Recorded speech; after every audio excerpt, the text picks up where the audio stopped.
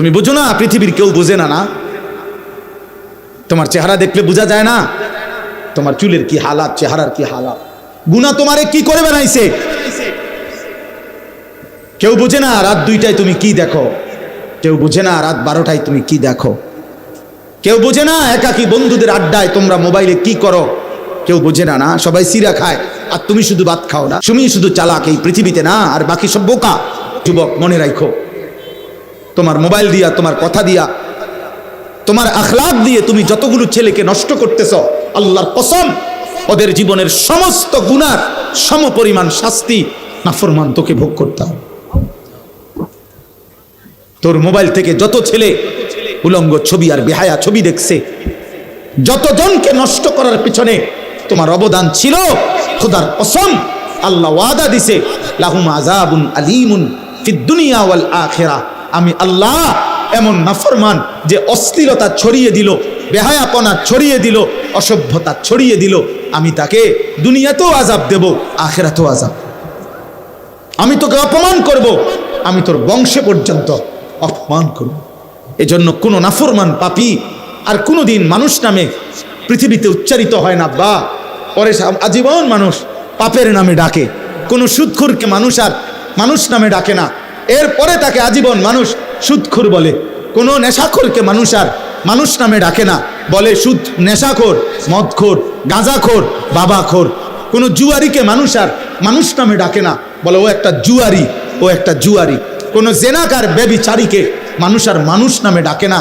একটা চরিত্রহীন, একটা লম্পট, একটা জেনাকার, একটা ব্যভিচারী, একটা অসৎ, এই ছাড়া অন্য নামে বলে না। তোমার কপালে এটাই ছুটবে, অন্ধকারের গুনাহ। আল্লাহর নবী বলছে, উম্মত তোমার রাত্রি গভীরের একাকী গুনাহ, অন্ধকারের, খোদার কসম নবী বলছে, দিনের আলোতে আল্লাহ তোমার চেহারায় ভাষায় প্রত্যেক পাপীকে চেনা যাবে তার গুনার চিহ্ন দেখে। গুনাই বলে দিবে, গুনাই বলে দিবে। বেলা নামাজ পড়তে মন চায় না, কারণটা কি বোঝো না? গুনাহ। মসজিদে তোমার আজান হয়, তোমার কলিজার মধ্যে একটু নড়েও না, কারণটা কি? তুমি আস্তে, আজান হয়েছে, মুসল্লি মসজিদে ঢুকে, তুমি আস্তে এক সাইডে চলে গেলা।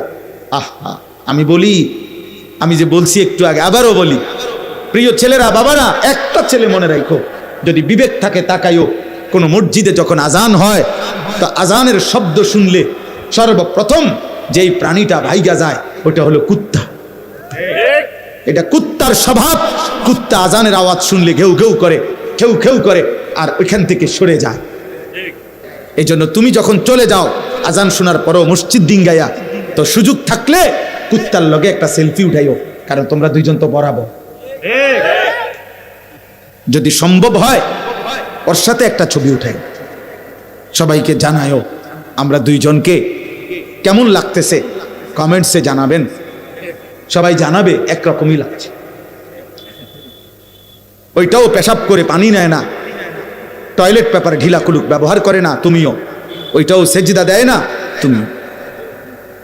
হ্যাঁ, ওই যে দেখো অসভ্য, অসভ্যই নিজে হাসে। এবার বলো, কেমন লাগলো? এবার হেরে ধরো। এটাই আমি বলছি, এটাই বলছি ভাইয়া, মানুষ কোনোদিন ভালো নামে ডাকে না, তোমাকেও না, কাউকে না। কোন পাপী কোনোদিন মানুষের চোখে সম্মানিত হয়, মানুষ বোঝে। অফিকা উয়ুবুন ওয়ালিন্নাসি আয়ুনুন, আরবি ভাষার একটা গুরুত্বপূর্ণ প্রবাদ। আরবি ভাষায় বলা হয়, তোমারও দোষ আছে, মানুষেরও চোখ আছে। তোমারও কি আছে, মানুষেরও কি আছে, মানুষ বুঝে, মানুষ বুঝে।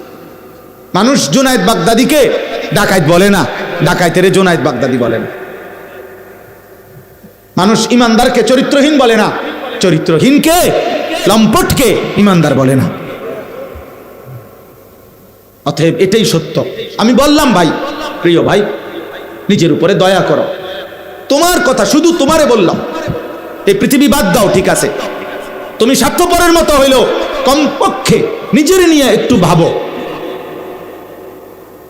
তবুও নিজেকে নিয়ে ভাবো। মহান আল্লাহ পাক রব্বুল আলামিন আমাদেরকে বারবার এটা বলছেন, বান্দা আমি সূরা ফাতিহার প্রথম 4টা আয়াত পড়ছি, এই উদ্দেশ্যে বুঝাইতে চাইছি, লম্বা ব্যাখ্যা না, শুধু এই ছোট্ট কথাটাই বলতে চাইছি যে আল্লাহ তাআলা আমাদেরকে শুরুতে বলছে সূরা ফাতিহা, প্রতিনিয়ত বলছে, প্রতিদিন আমাদের জবান দিয়া, সেই সকাল, ফজর, জোহর, আসর, মাগরিব, এশা, প্রত্যেক রাকাতে আল্লাহ আমাদের মুখ দিয়ে উচ্চারণ করায় আলহামদুলিল্লাহ সূরাটা, এতবার বলায়, এতবার এতবার এতবার এতবার, যেন বান্দা 1 মিনিটের জন্য ভুলে না যাও। বললে বিপদ আছে রে বান্দা। এই জন্য আল্লাহ বলছে সকালে বলো আলহামদুলিল্লাহ, দুপুরেও বলো, বিকালেও বলো, সন্ধ্যায়ও বলো, রাতেও বলো, আউয়াবিন পড়লেও বলো, এশরাক পড়লেও বলো, চাষ্ট পড়লেও বলো, তাহাজ্জুদ পড়লেও পড়ো, 5 ওয়াক্ত নামাজ পড়লেও বলো, যত নফল পড়বা আলহামদুলিল্লাহ পড়ো, যত সুন্নত পড়বা আলহামদুলিল্লাহ পড়ো, ওয়াজিব নামাজ পড়বা আলহামদুলিল্লাহ পড়ো, ফরজ নামাজ পড়বা আলহামদুলিল্লাহ পড়ো। বান্দা ভুইলো না, এটা তোমার খুব দরকার, খুব দরকার, খুব দরকার, খুব দরকার, বারবার দরকার, মনে রাখা দরকার, ভুলে না যাওয়া দরকার।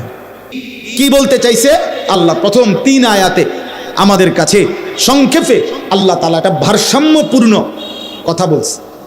আলহামদুলিল্লাহি রাব্বিল আলামিন। আল্লাহ বলছে বান্দা সমস্ত প্রশংসা আল্লাহর জন্য। কেন আল্লাহর জন্য সব প্রশংসা? আল্লাহ বলেন সব যে আমার, কথা বলে না, সব কার? এই কায়নাতে যেখানে যত আয়োজন, সব হাসি, সব ভালোবাসা, সব সুন্দর, সব কিছু আমার। তো আমার প্রশংসাটা তো কার হবে বান্দা বলো? আলহামদুলিল্লাহ, আলহামদুলিল্লাহ, আল্লাহর প্রশংসা। আল্লাহ বলেন রব্বিল আলামিন, আমি শুধু এই সৃষ্টি জগতের সৃষ্টিকর্তা না, বরং আমি এই জগতের সব কিছুর রব, পালন কর্তা। এই আজানের জবাব দেন, একটা আজানের জবাব দিলে